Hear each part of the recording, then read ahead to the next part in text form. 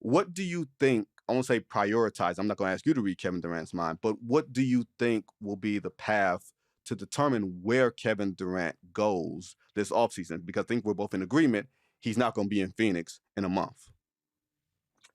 First of all, to give him his flowers on one thing that you and I are, somewhat involved in. That's the Magic Johnson Award winner you're talking about, the Pro Basketball Yes, Writers indeed. Association winner. And for the listeners, that means that a bunch of writers who do this every single day decided that of all the NBA players out there, uh, which guy gives the most respect to media, gives the most time to media.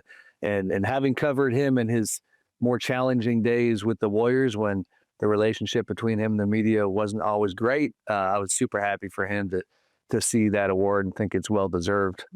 Yes. Now, to your question, I think that Kevin's a hooper, right? Like, and that's what he focuses on. I think wherever he can get back to some level of contention with as little nonsense as possible around him.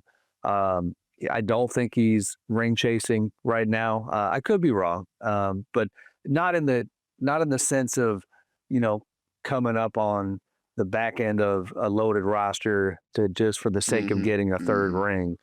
He Mm-hmm. wants to go this again, like you said, I can't read his mind. But what I know about Kevin is I think he wants to go somewhere where he has the space to be at, to flex as much as possible and to have his peak Mm-hmm. powers while also having help. And then just to let the chips fall where they may from there. I mean, yesterday it certainly crossed my feed and got my attention that Bill Simmons was talking at length about the Spurs possibility and thinking that maybe it goes that direction. And even though Pop has now obviously moved up into the front office role, that that is something that in terms of Kevin's mentality and what I know about him as a person and a player, I could see that fitting. He sees himself as one of the most elite basketball minds in the history of the game with good reason. Mm-hmm. Quick side story that never gets old for me. During the 2019 finals, I was trying to be ambitious with story angles, Vinny, and this is remember when Kevin was coming back from, I'm forgetting what the injury was before the It devastating was a injury. calf injury. It was a calf. Yeah, so he waiting to come back, waiting to come back. So I send him a note that says, "Hey, is there any chance that you'd let me watch Game 2 of the finals with you and write a story about what it's like to watch the game through your eyes?" To which the note that I got in return was, "You would need to get Martin Scorsese with you to put a story like that together." Like he's different with the way he sees things in his lane, in his industry. He's one of the goats. So San Antonio, I think, is interesting. I think we'll get into some of the other possibilities, but I think being able to be himself at the tail end of his career here, I would imagine, is very important to him. I think it's important for us to say this because the last couple of years in Phoenix were not great from a team perspective, from how people view Kevin Durant as leader guy, and all of these ancillary things outside of basketball. It obscures how great the man is at basketball.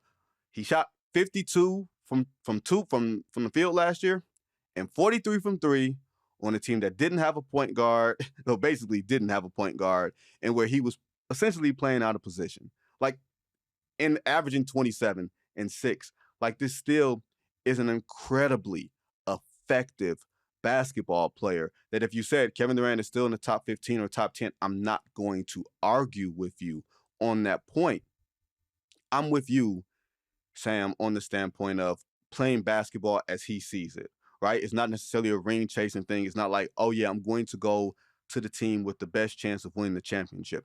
I think for him, like you said, he's a hooper, and it's how he views basketball to be played as he sees it. Now, me and you may disagree on how basketball should be played, but he is a player of principle who says basketball should look like this, it should feel like this, you know, give me my ISOs, give me my this, give me my that type of thing. And then we'll see what happens. And I think that's far more important to him than where he plays or what type of chance for a championship, because having won two championships, it didn't give him the gratification that he was searching for. So I think he's kind of no longer searching for that being option A.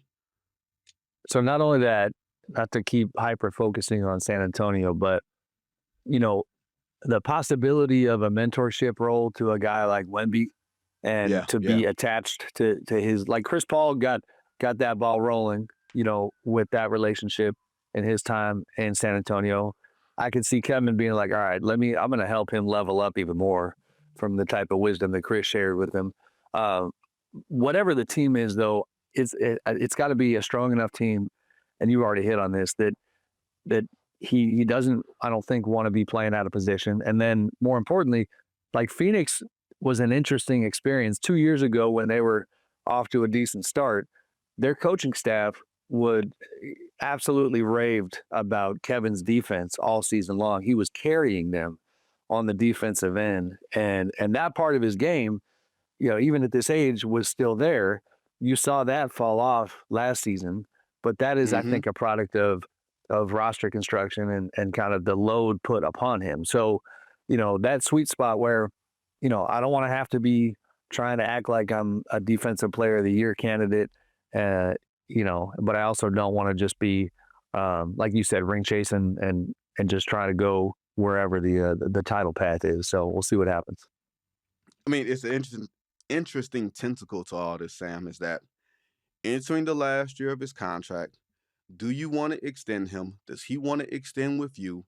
What type of draft capital are you going to have to succumb to get a Kevin Durant? And that is also going to be determined by whether you see a long-term future with him, considering the fact that he's 36 years old. He's going to be 37 in September. Like, he's not meant to play basketball this long. And he can only extend, I think, Sam, for 2 years, right? Just because of the 36 and over Yeah, rule, party. that you Yep. can only extend, 2 years at a time. So it's not like you're going to be saying, okay, Kevin, we're going to give you 4 years, even though it might be diminishing returns after those 4 years.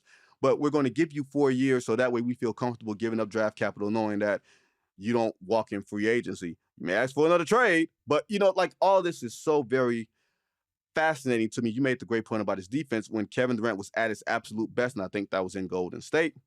He might have very well been the best defender in basketball because of all the things that he could do on all of the points on the floor. We just don't think of Kevin Durant as that. And when he's not engaged defensively, it's probably a product of how good your defense is already. If your defense is already a good defense, in my opinion, and it's held up to a standard, Kevin Durant is not going to be the person that lags the defense. He's going to play to the standard. If your defense doesn't give Yes. it, he's probably Yep. not going Yep. to give it either. Bottom line, 100%. that's When what you it is. when you got Andre Iguodala next to you and Clay Thompson, Pete Clay Thompson, then you're playing ball and you're dangerous on that end. I mean, he's versatile, he's long. Again, I got it in my head from the Suns coaching staff, that kind of feedback when they were appreciative. Like they couldn't believe that at that stage, at that age, that he was even willing to have the kind of defensive responsibility that he did under Frank Vogel's staff. Um, so we'll see. I tend to think too, my last thought there is that, I don't think this trade is going to involve an extension. If I had to handicap it, and that obviously is going to impact. Now, I mean, this is a whole different pod, but like, what does Matt Ishbia think of that? You know what I mean? Like, how does Matt Ishbia Right, respond right. when the return is not what he envisioned?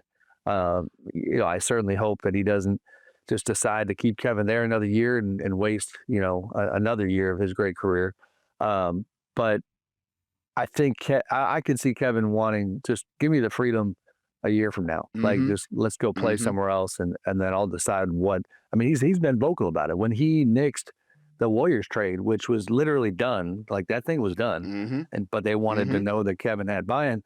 His thing was like, and he said it publicly, is that I want control over where I go.